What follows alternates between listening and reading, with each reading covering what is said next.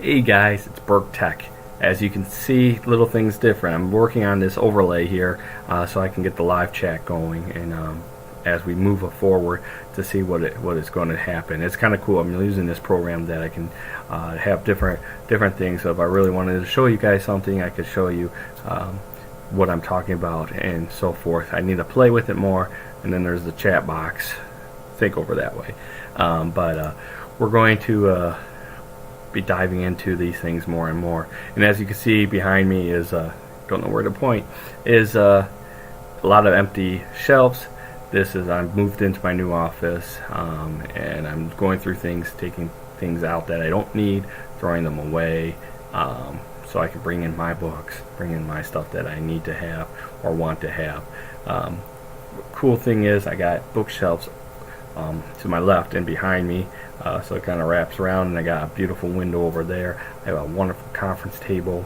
Have a whiteboard to utilize and so forth. The only thing this is missing is the couch, but that's okay.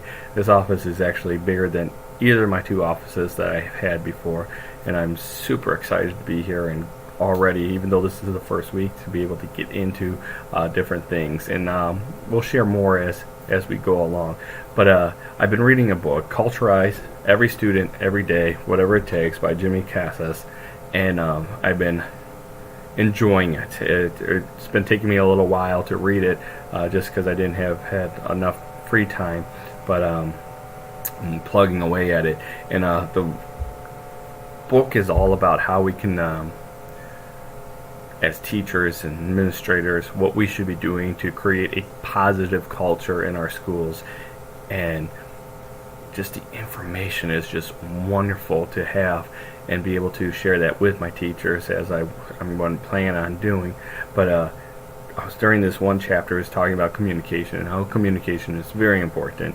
And they give you a bunch of ideas or a bunch of topics or thoughts that you should be doing. And some of these things are towards the parents, but depending on the age level, you could also say this is something that kids should do too. You should be communicating this stuff to kids, especially at the high school level. Even at the elementary level where I'm at, some of those things you should be able to do. But the one number 4 out of a list of like 10 or so that popped out to me, and I'll tell you guys why in a second, is there is no excuse for not contacting a parent whose student is failing. Amen. That is one of my biggest, I guess, expectation as a principal to my teachers, and not even failing.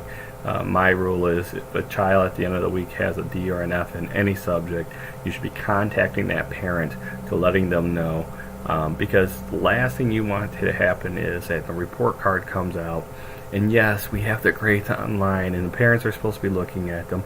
And you know me, I'm all about sending out emails, sending out Facebook posts, and making everything visualized. But when it comes to the student and where they're at, if a kid is failing, or in my case a D or an F, you should be contacting that parent each week and working with that parent to try to help them figure out what that child needs to be able to get back on course and be able to be on there. You know, too many times I have seen it where the teachers do not communicate that with the parents, and the parents feel defeated because it comes time at report card time, and maybe they didn't do their job as looking at it online, but it comes report card time, and now what? What are they going to do? But my other biggest issue with it is week after week a child has an F or a D. They're missing some type of concept that you need to probably have to keep building that up.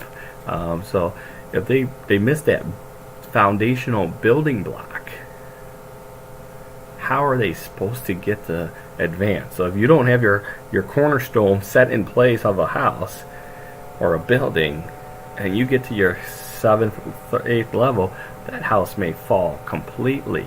I talk about this too with teachers. Let's say a student gets a 95% on every single test. We all say, "Yay, good job, Johnny. You got, an A." And this is one of my reasons why letter grades don't always make so much sense, because Johnny here has an A, but every test he's missing 5% of lesson, or 5% of skills. What if we only gave you 95% of your salary, or 99% of your salary? Are you happy? Is that good enough? I don't think so. So when we look at these students, and even at the ones that aren't failing, but especially the ones that are failing, we need to be able to dive in there and communicate with the parents to be able to tell them what's going on. So I want to thank you guys. That's it for today. I'm going to figure this out, try to get everything right. It was giving me an error. I was going to go live. It was going to be spectacular with all these overlays and everything. But I appreciate all your support. Make sure you subscribe if you enjoy these topics, or want to participate in these topics as once I go live, because then you can get the notification that I went live, and then you can be part of the chat and so forth. So thank you again, guys. We'll see you next time. If you have any topics that you want me to discuss or look into, or if you have any books that you recommend, please put them down in the comments. Have a great day.